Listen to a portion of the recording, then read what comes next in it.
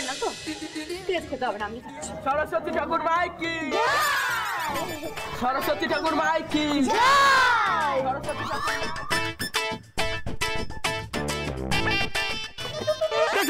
কি করছো নাকি? ফেলছো কেন মাথা? মানে বাবু, আমি আপনার কোন পাগাধানে মই দিয়েছি বলুন তো? আমার এত বড় পাপ করতে দেখো আপনি একবার থামালেন না? আমি আপনার কি ক্ষতি করেছি? হ্যাঁ, কি ক্ষতি? পাপ উল্টো পাল্টা বকে যাচ্ছ, কিছু বুঝতে পারছি না। তোমার কথাগুলো বুঝতে না কনফিউশন হয় আমার। এখন আমার দোষ হয়ে গেল তো? কোনটা কিনলাম খেতেও পারলাম না। কি হলো? রেখে দিই, যার ইচ্ছা হবে সে খেয়ে নেবে। আমি যদি এখন কুলটা খেয়ে নিতাম কি হতো বলুন তো? তাও আবার সরস্বতী পুজোর আগে। বাবা, সরস্বতী ঠাকুর আমাকে যা পাপ দিতেন না, তার দায় কি আপনি নিতেন? নিতেন না তো? সব পাপ আমাকে ভোগ করতে হতো।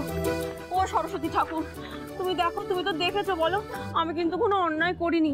এই সব দোষ এই নাতিবাবু। না মানে সিরিয়াসলি সরস্বতী ঠাকুর পাপ দেবে বলে তুমি কুলটা ওখানে রেখে আসলে? হ্যাঁ, মানে মাথাটা না আমার গরমে। তোমার এই যে মাথা খারাপের রোগটা এটা আমার লেগে যাবে এবারে। ঠিক আছে, হয়েছে অনেক ড্রামা, এবার চলুন একটা জায়গায় যেতে হবে। ড্রামা আমি করেছি, এক্সিলেন্ট। তো কি প্ল্যান কি তোমার? ফলো মি, জাস্ট কাম।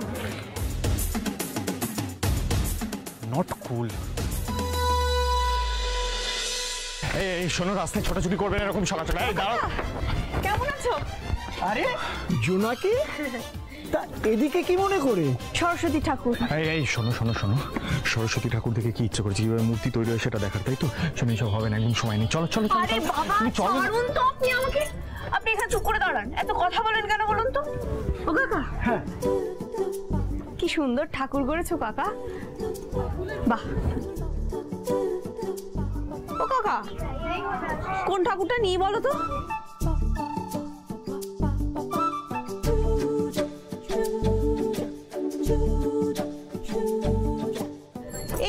এই ঠাকুরটা কত গো? সে কি গো, তুমি ঠাকুর দর করছো? তার মানে মিত্তির বাড়িতে এবার সরস্বতী পুজো হচ্ছে? একদম হচ্ছে না, একদম। তুমি চলো চলো, বাড়ি চলো। হবে না মানে? মা সরস্বতী একদম ঠিক সময় আমার বুদ্ধির করে নাড়া দিয়েছে। ও কাকা, এই সরস্বতী ঠাকুরটা কত বলো না? এই শোনো শোনো, তুমি এখানে এসো, এখানে এসো, আমি তোমাকে একটা কথা বোঝানোর চেষ্টা করছি। শোনো, মিত্তির বাড়িতে সরস্বতী পুজো আর হয় না। তুমি হুট করে এখান থেকে ঠাকুর নিয়ে যাবে, তারপর দাদু খেপে যাবে, আমি সামলাতে পারবো না, তাই বলছি বাড়ি চলো। ও বাবা, চলো। ছাড়ুন না আমাকে। হয় না বলে যে হবে না, এটা কোথায় লেখা আছে? হ্যাঁ, আপনি উকিল মানুষ, আপনার ওকালতির বইপত্র নিয়ে কারবার। বাড়িতে ঋতু, সে পড়াশোনা করছে, ছোট কাকা সেই স্কুলে পড়ায়, আর আমাদের সবার থেকে বড় যে ছুদাচরণ মিত্তি, সে পেশায় কি ছিলেন? সে পেশায় মাস্টার মশাই ছিলেন। তার বাড়িতে সরস্বতী পুজো হবে না তো কার বাড়িতে সরস্বতী পুজো হবে? হ্যাঁ, আর আমরা এখন এখানে এসেছি, আমরা আবার নতুন করে সরস্বতী পুজো শুরু করব। দাদু খুশি হবে। ও কাকা, ওই ঠাকুরটা কত বলছো না তো? একটা কথা কিন্তু তুমি ঠিক বলেছো জোনাকি। আগে কত বড় করে সরস্বতী পুজো হতো ওই বাড়িতে, জানো? ছোট ছোট বাচ্চারা অঞ্জলি দিত, হাতে খড়ি হতো, কত লোক ভোগ খেত। সেই পুজো তোমরা আবার শুরু করছো, এ তো খুব ভালো কথা। এদিকে এসো তো, তোমার কোন ঠাকুরটা পছন্দ সেটা বলো তো। এই যে এই ঠাকুরটা। এই ঠাকুরটা? হ্যাঁ। আমি একটা কাজ করি, এই ঠাকুরটা না আমি তোমাদের সাথেই দিয়ে দিচ্ছি। একটা ভ্যান জোগাড় করো দেখি। কিন্তু কত দাম বলছো না তো? আরে সে হবে খন, তুমি যাও ভ্যানটা জোগাড় করে আনো। আচ্ছা ঠিক আছে নাতিবাবু, আপনি বরং দামটা মিটিয়ে দিন, আমি একটা ভ্যান জোগাড় করে আনি। তারপরে সরস্বতী পুজোর জোগাড় যন্ত্র, বাজার হাট, ও বাবা অনেক কাজ, আমি যাই। জোনাকি ভুল কিছু ভাবেনি। পুজোটা হলে দাদু ঠাম্মির ভালোই লাগবে, কিন্তু দাদু মানবে তো?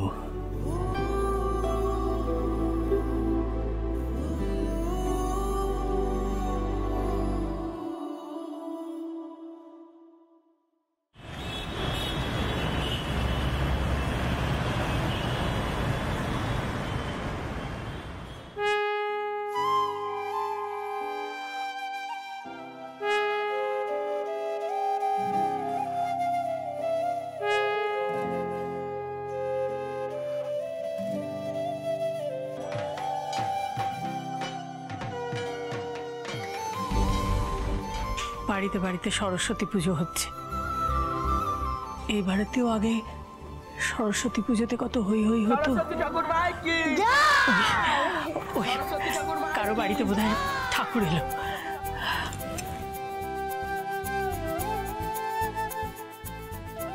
ঠাম্মি ঠাম্মি ও ঠাম্মি শোনো না, জোনাকি কি করেছে দেখো। কি করেছে? দাদা তোমরা সবাই কই তাড়াতাড়ি বাইরে এসো। ঠাম্মি জোনাকি কি করেছে, তাড়াতাড়ি চলো দেখতে যাও। ঠাম্মি বাইরে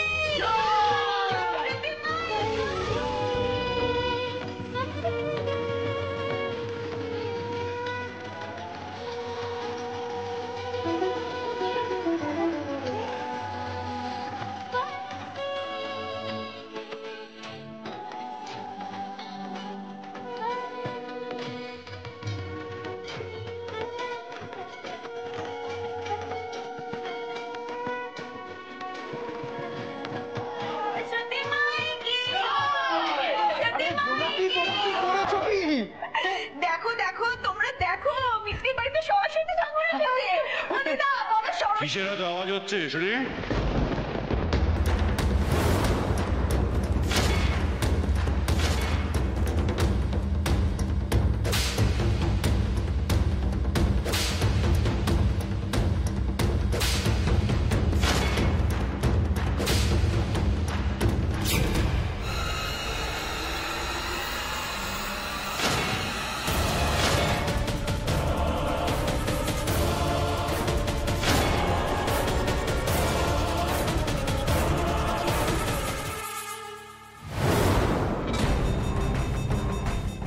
বাদশা ভাই, খবর পেলাম এই বাড়িটাই, পাড়ার লোক এই বাড়িটাকে মিত্তির বাড়ি বলে।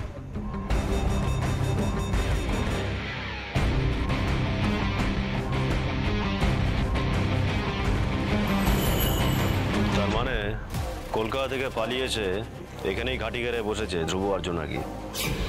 বাড়িটা আসলে কার জেনেছিস? বাড়ির মালিক সুধাচরণ মিত্তি আর ধ্রুব মিত্তি তার নাতি। আচ্ছা, হ্যাঁ, নাতি তার মানে এখন দাদুর আশ্রয়। দেখা যাক আমাদের নেক্সট মোলাকাত কেমন হয়। হলো তো, এবার যদি দাদু রেগে গিয়ে বলে পুজোটা করতে দেবে না, তাহলে কিন্তু আমার কিছু করার নেই। আমি জানি না কিছু। মা চণ্ডী, বাড়িতে ঠাকুর এনে পুজো হবে না তা তো হতে পারে না। তুমি দেখো দাদুকে যেন মানিয়ে নিতে পারি। কে জোনাকি বিশ্বাস? কি ব্যাপারটা কি?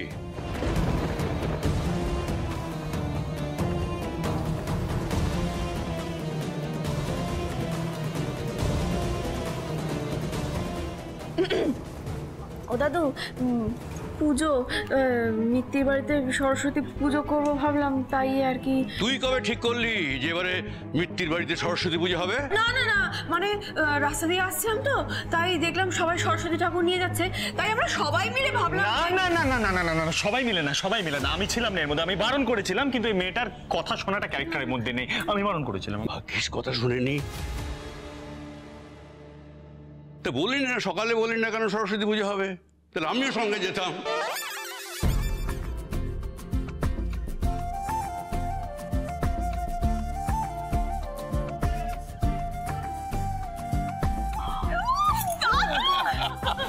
ও মা, তুমি তো ভয় পাইয়ে দিয়েছিলে গো। আমি তো ভাবছিলাম এইবার বলবে জোনাকি ঠাকুর ফেরত দিয়ে এসো। বললেই হলো, আমি দাদুকে ঠিক বানিয়ে নিতাম। ও দাদু দেখো সবাই কত খুশি। আরে বাড়িতে সরস্বতী পুজো হবে, আনন্দ হবে, মজা হবে, আর আমি মত দেবো না? আর যেখানে আমার নাতি আর নাতবু এই পুজোর উদ্যোগ নিয়েছে। বলো বলো, সরস্বতী মাই কি?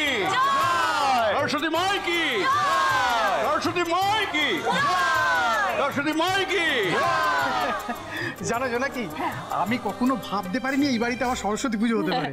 আগে কি বড় করে আমাদের বাড়িতে পুজো হতো, আর ছিল ভোগ রান্না। ভোগের সেই খিচুড়ি, পায়েস, লাবড়া নিয়ে যেন খাড়াখাড়ি পড়ে যেত।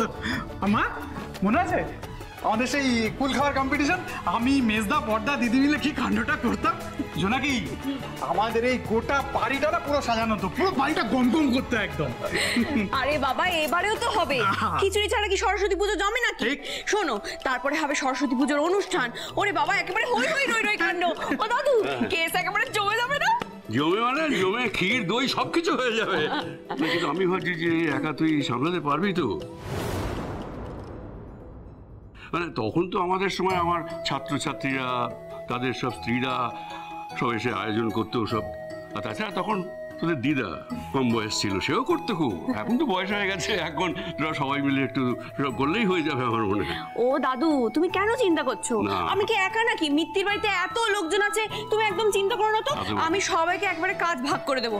প্যাংলাদা, একটুখানি এসো এখানে। শোনো, তুমি সবজির বাজারে চলে যাও, ঠিক আছে? সবজির বাজারে আমি সবকিছু বলে রেখেছি, আমি টাকাও দিয়ে রেখেছি। তুমি শুধু একটা থলে নিয়ে ওইখানে চলে গিয়ে সব জিনিসপত্র। আমি যাবো আর আসবো। ঠিক আছে, আচ্ছা। নেক্সট হচ্ছে ছোট কাকা। ছোট কাকা, শোনো, তুমি কালকের পুরোহিত মশাইয়ের ডিপার্টমেন্টে একটুখানি দেখে নিও। হ্যাঁ, ঠিক আছে, তুমি একটু বলে রেখো। আমি এখনই যাচ্ছি, গিয়ে টাকা দিয়ে বায়না করে আসছি, নাহলে সরস্বতী পুজোর দিন ঠাকুর মশাইদের পাওয়া যায় না। হ্যাঁ বাবা, আমি আসছি। হ্যাঁ ঠিক আছে। আচ্ছা, নেক্সট হচ্ছে ছোট কাকি। ছোট কাকি, শোনো না, আমি বরং ভোগের দিকটা দেখে নিচ্ছি। হ্যাঁ, ভোগ তো হাতে হাতে হয়ে যাবে, তুমি একটু আলপনার দিকটাও দেখে নিও। হ্যাঁ, আলপনাটা। আর ঋতু শোনো না, বলছি কি যে আমি আর তুমি মিলে ফুল আর শোলার মালা দিয়ে মণ্ডপটা সাজিয়ে নেবো। হ্যাঁ, আসলে সময় এত হাতে কম, তাই খুব টেনশন হচ্ছে, বুঝলে?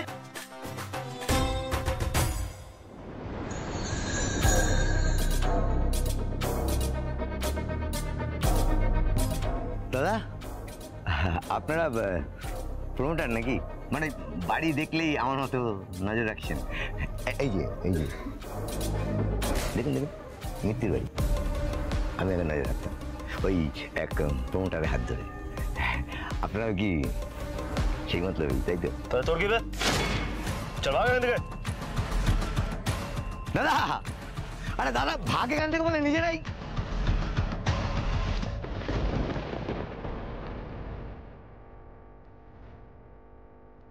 ব্যাপারটা কেমন ভুল মেলে লাগছে। এরা খারাপ। আরে বাবা, এত টেনশন করার কোনো দরকার নেই। পুজোর যা বাকি কেনাকাটা আছে আমি করে নিচ্ছি। ওকে, জাস্ট রিল্যাক্স। থামি, আইডিয়া। তুমি সোজা দশকর্ম ভান্ডারে চলে যাও। সরস্বতী পুজো বললে ওরা সব কিছু গুছিয়ে তোমাকে দিয়ে দেবে। যাও যাও যাও। দশকর্মা। ও দিদা, বলছি কি যে তুমি একটুখানি দেখো না। ও দাদু, তুমিও একটুখানি দেখো না। বলছি কি যে এইখানে তো ঠাকুরটাকে রাখা হয়েছে। আর ছোট কাকি একবার এসো তো। বলছি ওইখান থেকে তুমি আলপনা দেওয়াটা শুরু করো। হ্যাঁ ও দিদা, বলছি আমাদের সদর দরজার সামনেও তো আলপনা দিতে হবে। হ্যাঁ, সে তো।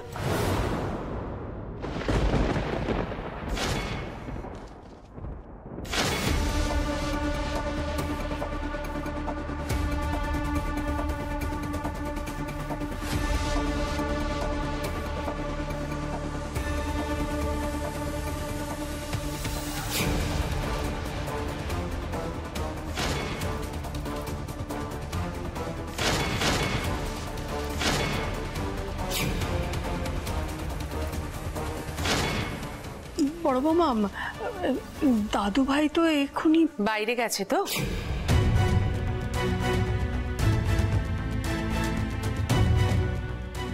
দেখেছি।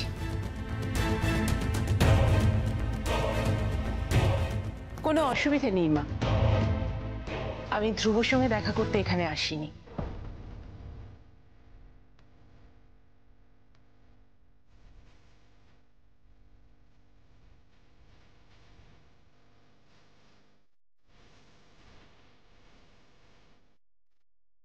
জোনাকির সঙ্গে কথা বলতে।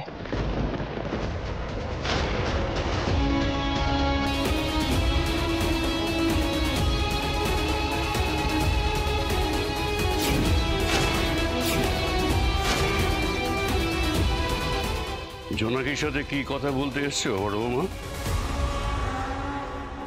বলছি বাবা,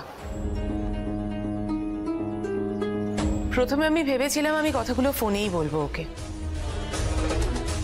তারপর ভেবে দেখলাম যে কথাগুলো আমি ওকে বলতে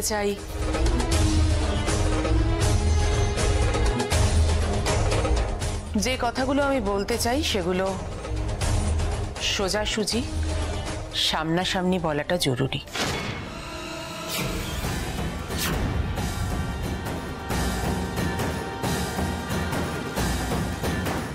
ধ্রুবর সঙ্গে বিয়ের পর থেকে অনেক কিছু ঘটেছে, কিন্তু কোনোদিন আমি তোমাকে কোনো কথা বলিনি।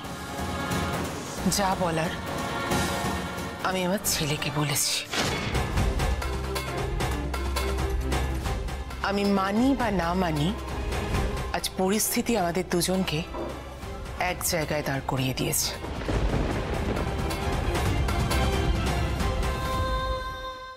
তুমিও মিত্তির বাড়ির বউ,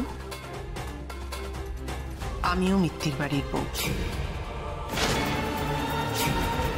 আমরা এই বিয়েটাকে না মানলেও আমার ছেলে এই বিয়েটাকে মেনে নিয়েছে। আমার ছেলে সব সময় তোমার পাশে দাঁড়িয়েছে। যে ছেলে আগে মায়ের দুঃখ বুঝতো, মায়ের কষ্ট বুঝতো, সেই ছেলে আজ মায়ের হাত ছেড়ে সরে গেছে। মানুষের জীবনে অনেক বাধ্যবাধকতা থাকে, আর সেই বাধ্যবাধকতা থেকে আমি আমার স্বামীর পাশে দাঁড়িয়ে আমার ছেলেকে সাপোর্ট করতে পারিনি। হয়তো তুমি বোঝো সেটা, আর তুমি তো বারবার বলেছো যে তুমি আমার জায়গাটা খুব ভালো করে বুঝো। তাহলে বলো তো জোনাকি, আমার এখন ঠিক কি করা উচিত?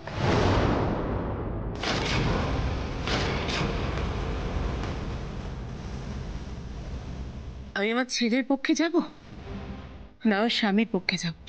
ছোটবেলা থেকে বড় করে লেখাপড়া শিখিয়ে ল পাস করিয়ে আর এই বাড়িতে থেকেই সবকিছু করে এখন বলছে আমার সাথে নাকি থাকা যায় না। কেন তোমার ছেলের এত উদ্ধত্ত তুমি জানো? কারণ ওকে চালাচ্ছে ওই মেয়েটা, ওই জোনাকি বিশ্বাস। ও এই বাড়িটাকে শেষ করে দিতে এসেছে। আমার পক্ষে আর নিজের শির দ্বারা খুইয়ে এই বাড়িতে মুখ বন্ধ করে বেঁচে থাকার কোনো মানে হয় না। এটা সত্যি কথা বলি,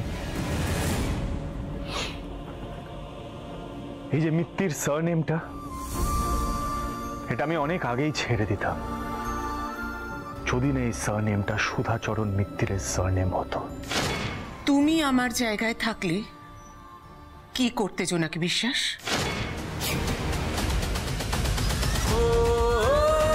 উত্তর দাও আমাকে।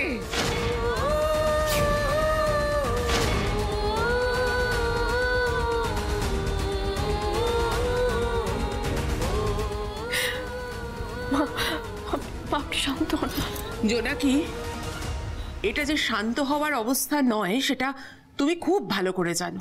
তুমি বাবাকে পরামর্শ দিচ্ছ, তুমি ধ্রুবকে পরামর্শ দিচ্ছ, আর এমন পরামর্শ দিচ্ছ যে তারা সবাই মানছে, তাদের সিদ্ধান্তকে প্রভাবিত করছে। তার মানে তোমার মাথায় বুদ্ধি আছে, যথেষ্ট বুদ্ধি আছে, তুমি বুদ্ধিমতী মেয়ে। তাহলে আমাকেও পরামর্শ দাও, আমাকেও বলো না আমার কি করা উচিত। আমার স্বামীর পাশে দাঁড়ানো উচিত না আমার ছেলের পাশে দাঁড়ানো উচিত? আর কি করা উচিত জোনাকি? আমাকে পরামর্শ দাও না, বলো।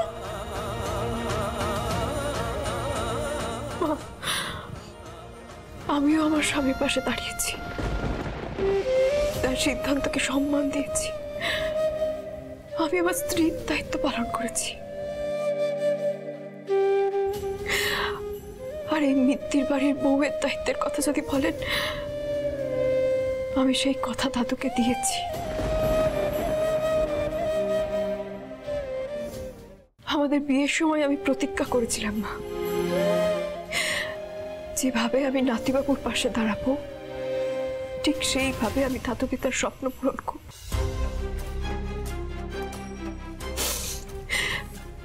এই বাড়িতে গোটা মিত্তির পরিবারকে এক করব, আর সেদিনকে কোনো ছেলেকে তার মায়ের থেকে আলাদা হতে হবে না।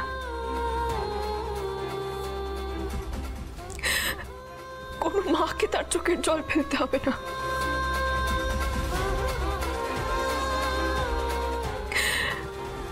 সন্তানরা তো তার মায়ের আঁচলের আশ্রয় থাকবে। শিকড় ছিঁড়ে চলে গেলে কি কেউ ভালো থাকতে পারে, বেঁচে থাকতে পারে?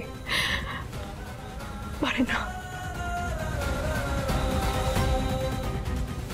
তাই না নাতিবাবুকে আপনার থেকে না না দিদাকে তার ছেলেদের থেকে কাউকে দূরে থাকতে হবে না।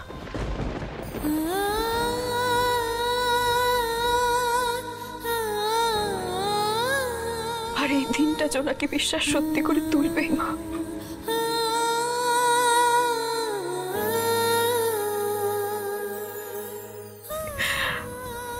আমি আপনাকে কথা দিলাম।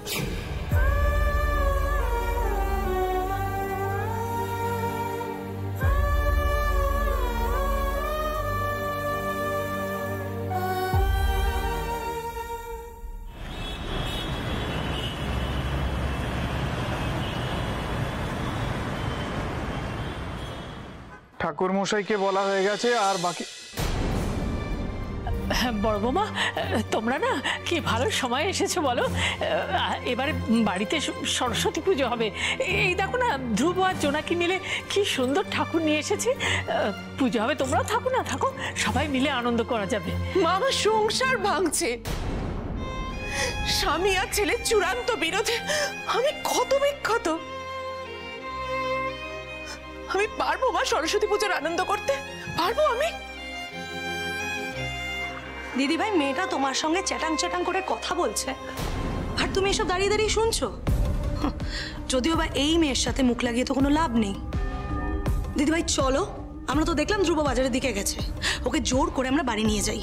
আর যদি যেতে না চায় তাহলে ওকে বোঝাতে হবে এইভাবে তো বাড়ি ছেড়ে আসা যায় না, ওটা তোর নিজের বাড়ি। কাকে কোথায় টেনে নিয়ে যাবে শুনি?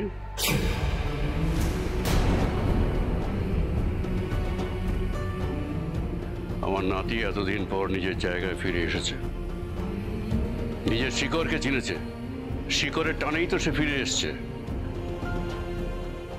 এটাই তো তার বাড়ি। মিত্তির বাড়ি ছেড়ে দাদু ভাই কোথাও যাবে না।